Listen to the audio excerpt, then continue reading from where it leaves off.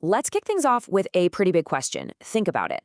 Is a school like a public park, something we all build together for everyone? Or is it more like a bakery competing for your business? You know, how a country answers that question, it can actually shape its soul for generations. So let's dive into one of the most radical social experiments of the 20th century. This all took place in the schools of Chile. And what a story it is.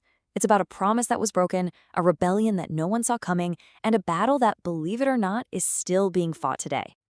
All right, here's how we're going to break this down. First, we'll look at the old promise, what used to be. Then we'll get into the radical experiment that just tore it all down. After that, we'll meet the generation that grew up inside it and decided to fight back.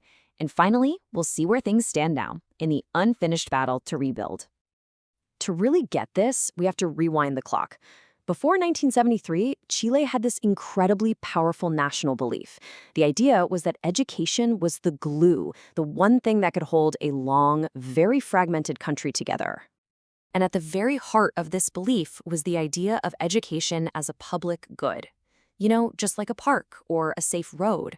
It was seen as this fundamental right, something the government had a sacred duty to provide for every single person, no matter how much money they had.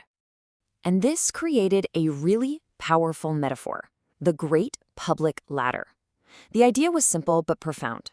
Any child, whether they were a miner's son or a farmer's daughter, could climb to the very top based on their own merit. And you know what? It worked.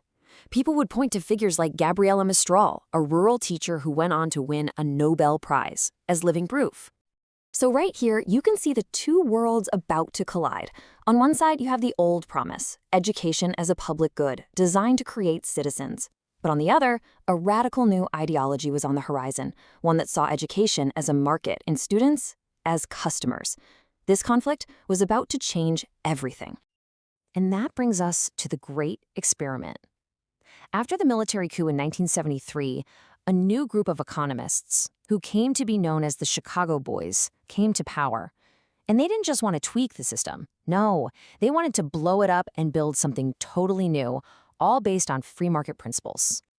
Their core belief, when you boil it all down, was that competition fixes everything.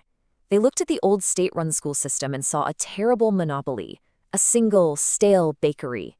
Their solution? Smash the monopoly. Let's open a whole street full of competing bakeries. The good schools will thrive, the bad ones will go out of business. Simple, right? And they rolled this out with almost military precision, in 3 steps. First, they dismantled the national system, handing schools over to local governments. This shattered the old unified system into hundreds of unequal pieces. Second, they started funding the customer, not the school, with a national voucher. And third, and this is absolutely crucial, they allowed new private schools that accepted these vouchers to charge extra fees on top.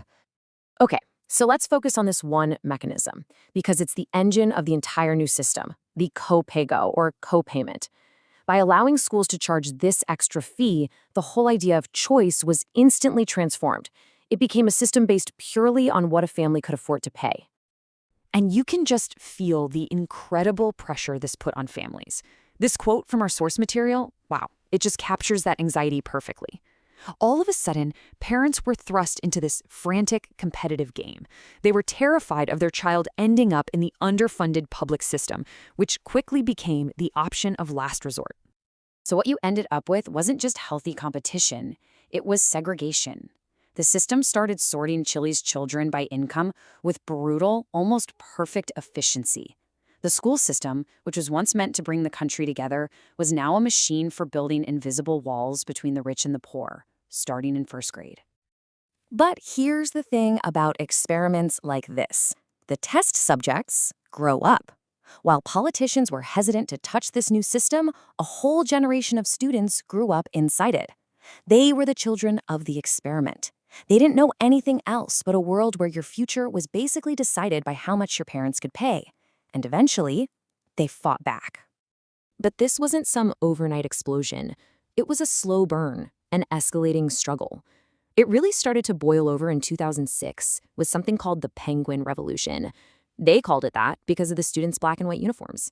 Then, by 2011, those same high school kids were in university, drowning in debt, and they led protests that shut down the entire country for months. And listen to their demands. They weren't asking for small fixes. They wanted a total revolution.